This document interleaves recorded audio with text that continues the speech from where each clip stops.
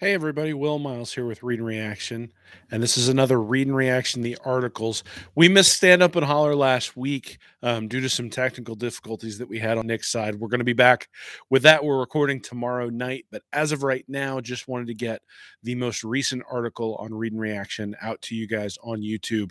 A lot of you folks have reached out to us, told us that this is how you like to consume the articles at Read and Reaction, and we certainly want to make sure that we're honoring that. So, you know, again, you can read this over at www.readandreaction.com. Support us over there.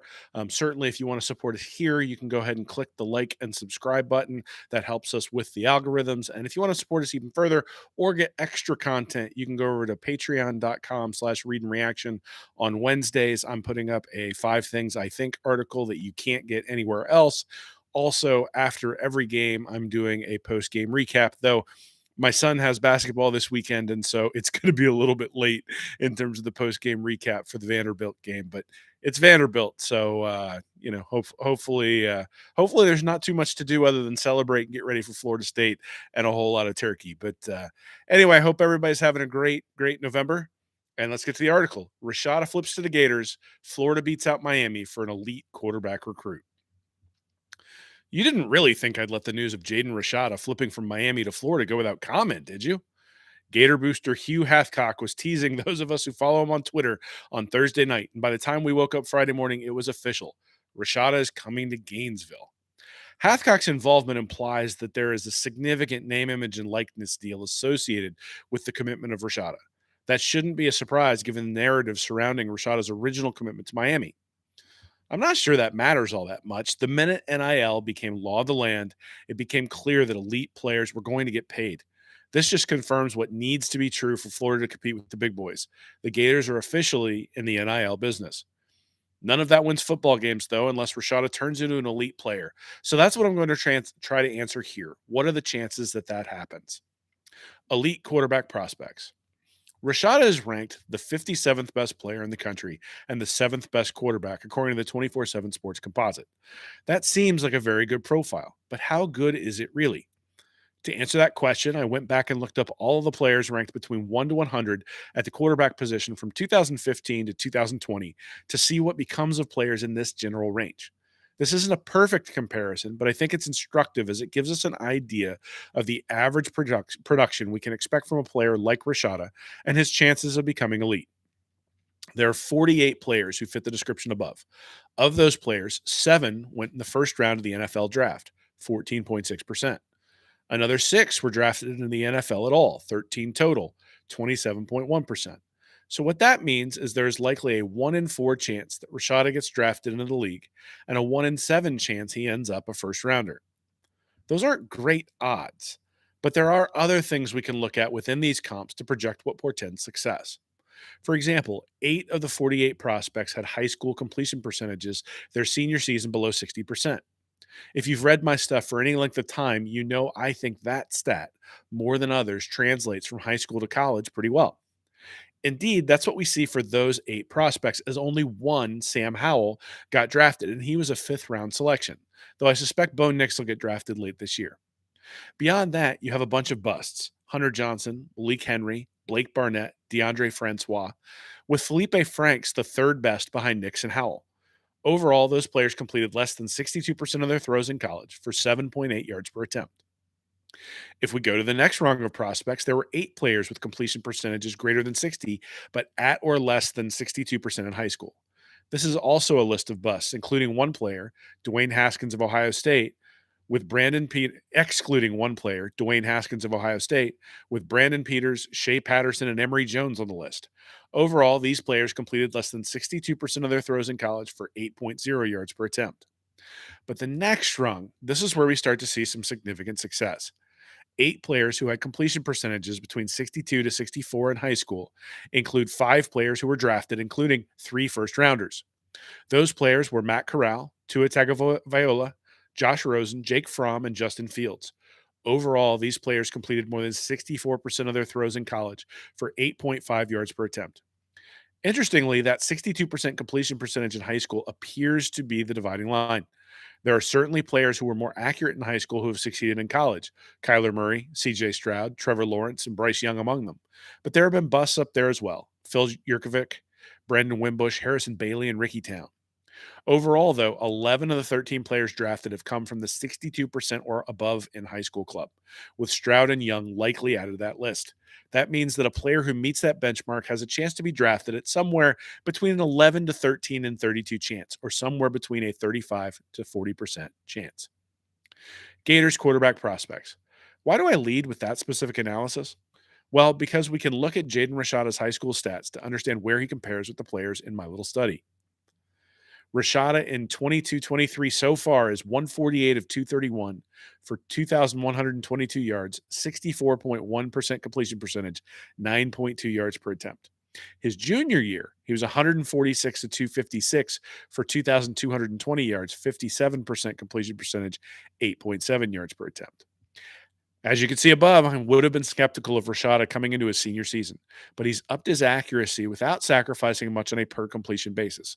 Still, it isn't a perfect profile. If we look a little bit further into the players I detailed above who were drafted, here's their yards per attempt in their senior season in high school. Matt Corral, 10.6. Tua, 9.8. Josh Rosen, 10.2. Fromm, 10.2. Justin Fields, 11.2. Kyler Murray, 10.9. Drew Lock, 8.7. Trevor Lawrence, 12.9. Davis Mills, 10.1. Jacob Eason, 10.6. Jarrett Stidham, 11.6.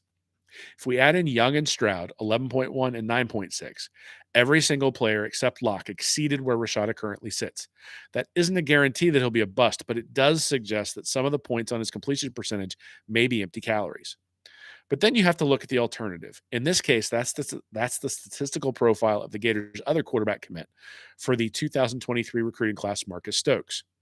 His senior year, he's 86 of 172 so far for 1,127 yards. That's a 50% completion percentage for 6.6 yards per attempt. His junior season, he was 196 of 333 for 2,672 yards, 58.9%, and 8.0 yards per attempt. Stokes has really struggled this season, completing 50% of his throws for a 6.6 yards per attempt average and more interceptions than touchdowns. I haven't followed him closely enough to know whether he's being severely hampered by his teammates or some sort of injury, but if we look at his junior season, he's still at 58.9% and 8.0 yards per attempt. Could Stokes be a great quarterback at the college level? Absolutely, as Sam Howell was able to prove. At the same time, there's a reason he's ranked as the 394th player overall. There's a significant amount of development needed there. Interestingly, this analysis actually brought me back to the Gators' current quarterback roster. Anthony Richardson in high school went 80 of 124 for 1,398 yards, 64.5% completion percentage, and 11.3 yards per attempt. His junior season, he was 86 of 177 for 1,567 yards, 48.6%, and 8.9 yards per attempt. While his senior year was disrupted due to injury, that's the high school career of Florida's current starter, Anthony Richardson. His senior year suggests an elite ceiling. His junior year suggests some accuracy problems that were ironed out between that junior and senior year. It's also why the highs we've seen this year come with so much hope. One more year, and Richardson may put the explosives together with the accuracy, and the Gators' offense will be unstoppable. Of course, this looks a lot like Rashada's statistics as well, just without the explosiveness through the air. 11.3 yards per attempt for Richardson versus 9.2 for Rashada. I think what this suggests is that Rashada profiles as a good quarterback, but not a great one. Better than Emory Jones, but with a lower ceiling than AR. Note, that's still a really good player. But there are also quarterbacks with good profiles on the Gators roster should Richardson decide to forego next season for the draft. Jalen Kitna in high school, 164 of 264 for 2,566 yards, so 62.1% completion, 9.7 yards per attempt. Jack Miller, 114 of 193, 1,621 yards, 59.1%, 8.4 yards per attempt. Max Brown, 167 of 235, 2,750 yards, 71.1% completion, and 11.7 yards per attempt. And note, Max Brown actually had a very successful and similar junior year as well. For anyone wondering why it was Jalen Kitna who ran onto the field for garbage time against South Carolina, these stats might give you a clue. Kitna profiles as more accurate and with a better yards per attempt and yards per completion than transfer Jack Miller. I was doubtful of Miller as anything other than a stopgap coming into the year, and that looks to be the case. But look at Max Brown's profile. I wrote a much longer piece about Brown during the offseason, and Brown played against inferior talent in high school in Oklahoma. But he's the ideal size, 6'3", 200 pounds, can run the ball, ran for 1,343 yards on a 7.8 yards per rush clip his senior year of high school, while having an elite completion percentage and yards per attempt. If you made me bet at gunpoint who's going to be the guy who surprises in the next year or two, it's Brown. 2023 class implications. None of this is meant to reduce the significance of Rashada's flip. Every single recruiting class needs an elite quarterback prospect. The data I've shown above should be proof why, as players ranked 1 through 100 only pan out 25% of the time. Projecting who's going to turn into an elite player is an inexact science, especially at the quarterback position. What that means is that if you bring in an elite prospect in every recruiting class, then you should be able to find a quarterback to make your offense hum. If you go 0-4, well, you're going to be looking for a new job. Billy Napier came into a bit of a unique situation this season. New coaches usually don't get players of Anthony Richardson's caliber dropped into their lap. If he can get Richardson to stay for one more year and play more to his potential next season, he widens the time scale to find that elite quarterback. Maybe that player's Brown. Maybe it's Kitna. Maybe it's Rashada. Or maybe it's 2024 five-star prospect DJ Lagway. When we say that stars matter, it isn't a claim that every single five-star prospect is going to work out. It's a claim that if a recruit is viewed as a lottery ticket, you're much more likely to hit with elite prospects than you are guys further down the rankings. That doesn't mean that a player like Brown can't hit, but the probability of Brown or Kyle Trask hitting as an elite prospect is much lower than it is for Rashada. The same is true of just about every position, though I would argue that positions that rest on pure physical skill, so wide receiver, defensive line, are even more skewed in that direction. You can actually estimate, and I've done this in previous recruiting articles, how many draftable players, quote unquote, are going to come from a particular class. Rashada adds to those numbers for Billy Napier. Urban Meyer's bump class in 2006 had 5.7 draftable players. Muschamp in 2012, 4.7. McElwain in 2016, 3.9. Mullen in 2019, 3.7. And Napier now in 2023, 4.4. So already higher than McElwain or Mullen's bump classes. I like breaking up recruiting into three zones slightly different than 5-star, 4-star, and 3-star. Zone 1 is players ranked 1 through 60. Zone 2 is 61 through 200. And Zone 3 is 201 through 600. Napier has cleaned up in Zone 2 with 9 players, but this class is lacking in elite players. That's the place he needs to fix. But as far as draftable players, Napier's bump class is now ahead of Dan Mullen and Jim McElwain. If we look back at Mullen's 2019 class, Kyrie Elam has already been drafted, but that class is going to struggle to get the four players predicted. Rashada's commitment also gives Napier an outside shot of beating Urban Meyer's 2006 recruiting class, though unlikely. I wrote when Cormani McClain decided to go to Miami that Napier was going to have to hit on everyone he was going after in Zone 1, but the addition of Rashada means he can miss on one now. He's still going to need 3 more Zone 1 players, but there is now a path to get there. I don't suspect he's going to get that done, but we're getting much closer to Meyer territory than we were last week. Takeaway. You never want to judge a class based on one recruit. Instead, you need to take the entire class as a whole and then analyze based on what is necessary historically to win. Napier's class has clearly been strong, but lacking elite level, i.e. Zone 1 talent. Rashada is the highest ranked player in this class, a Zone 1 player, and is a Zone 1 player at the most important position on the field. Napier still needs to add more players in that zone for this to be a truly successful bump class, but you can't get to 2 until you get to 1. From a football perspective, what Rashada really serves as is a lottery ticket. You don't know whether he's going to be great any more than I do. What we do know is that if Napier is able to bring in a top 60 quarterback in every one of his recruiting classes, he is very likely going to find the next elite signal caller for the Gators. Maybe he strikes gold with someone like Max Brown, but the Brown lottery ticket is much less likely to cash than the Rashada one over time. You build teams with recruits of Rashada's quality, not Brown's. A hit on Brown is like the Golden State Warriors hitting on Draymond Green in the second round. Green is a very good player, maybe even a Hall of Famer, but he's nowhere near as successful without Steph Curry and Klay Thompson, both first-round picks. Finally, the commitment of Rashada does mean a little bit more because it means that Florida is finally in the NIL game. I watched the LSU Arkansas game this weekend with Harold Perkins running all over the field and lamented what this Gators defense would look like had Napier been able to get Perkins to Gainesville in the last recruiting cycle. When Rashada committed to Miami, the rumors were of a multi-million-dollar deal to seal the deal. The idea that his price did anything but go up to make the switch from Miami to Florida is laughable. And the fact that Hathcock was tweeting about the flip before it happened suggests there was brokering going on late into Thursday evening. That isn't dirty. That's the way recruiting is in this day and age. And the reality is that truly elite prospects are going to require NIL deals, and that fostering those deals is going to be a huge part of why a prospect chooses to commit or not. That doesn't mean Florida is going to win every recruiting battle. Other schools have war chests just as big as the Gators, and there will be times when the price gets higher than the staff's evaluation on a player suggests is worth it.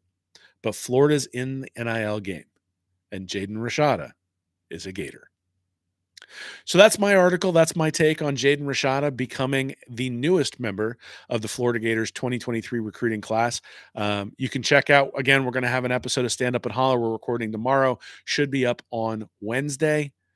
And then, we'll certainly be talking about Rashada there as well as the win over South Carolina and previewing Vanderbilt and probably going back and forth a little bit because Nick wrote an article on Read and Reaction earlier this week, or I guess late last week, that was talking about Texas A&M, why they're falling apart, and whether it's a bad thing to have 8 5-star prospects in a recruiting class, considering some of the dysfunction that's going on down there in College Station. So should be an interesting and entertaining Stand Up and Holler. So make sure you check that out. Again, if you enjoy these on YouTube, please hit the like and subscribe button. Help us out there. That helps us with the algorithm and helps us get more visibility to other people who are interested in Gator football. Check out our website, readandreaction.com. If you want to know when these articles come out, right when they come out. Sometimes these recordings are a day or two delayed. If you want to know when they come out so that you can sort of be checking on the YouTube channel, if you listen to it here, go over to readreaction.com. You can subscribe for free over there. And then again, if you want to get more from us, extras from us, you can go over to patreon.com/readandreaction and support us over there monetarily. And, we have a lot of people over there who are doing that. Some people at a certain level where you actually get a phone call with Nick and myself or a Zoom call with Nick and myself. You can talk to us about the program, state of the program. And, we might answer some questions on that one that we wouldn't necessarily give you the same answer if we were saying publicly. So, not necessarily promising a whole lot of inside information, but certainly the opinions are a little bit less curated when you have that conversation with us. So anyway, very much appreciate your support. Appreciate everybody helping us out over there at Patreon, helping us out at Read and Reaction, and helping us out right here on the YouTube channel. Until next time, go Gators.